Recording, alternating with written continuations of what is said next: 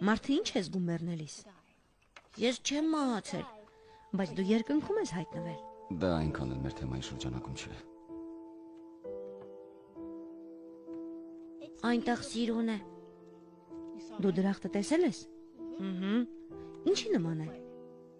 Ինչպես այստեղ է, բայց ավելի սիրուն։ Հիսուսին էլ ես տեսել։ Շատ լավն էր։ Ես ծնկներին էի նստել, նրա վրա հետքեր կային։ Հետքեր։ Հա, այստեղ, այստեղ, այստեղ եւ այստեղ։ Հիմա կարող եմ ճոճանակ նստել։ Այո։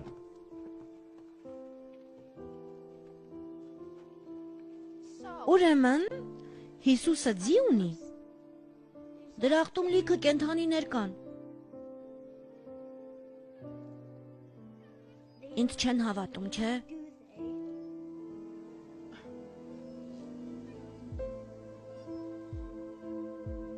Դե ոմանք վախենում են հավատալ։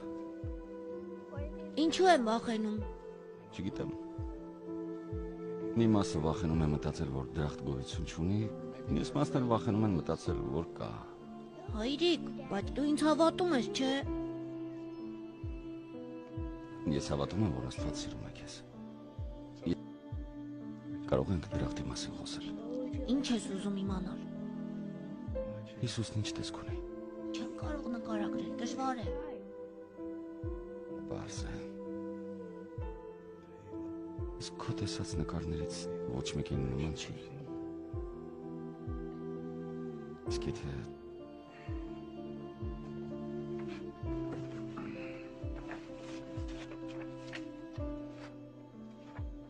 Եթե այսպիսին է։ Հագուստը նման է, դեմքը չէ։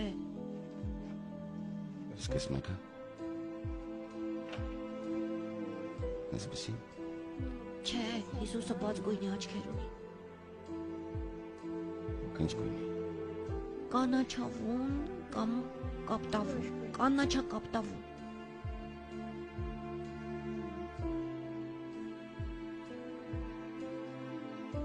Քո փորիկի մեջ երեխա է մահացել։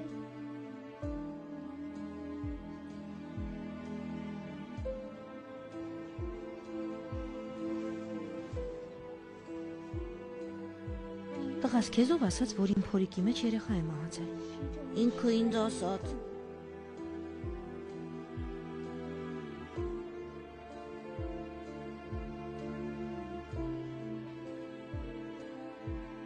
Ինչ տեսք ունի։ Քեյսին է նման, միայն թե մի քիչ փոքր է, եւ մազերը քո մազերի նման են։ Դրախտում մի փոքրիկ աղջիկ ինձ մոտեցավ եւ անընդհատ ինձ էր փաթաթվում։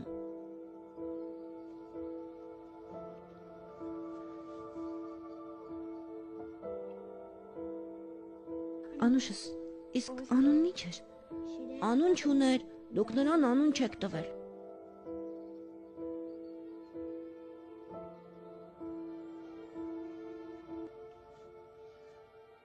Ճիշտ ես, մենք անուն չենք դրել, մենք չգիտեինք, որ աղջիկ է։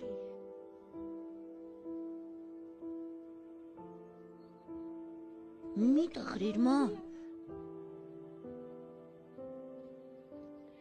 Այո, մենք կորցրինք մեր փոքրիկին տղաս, ծնվելուց 2 ամիս առաջ։ Նրանք այսպիսին չեն։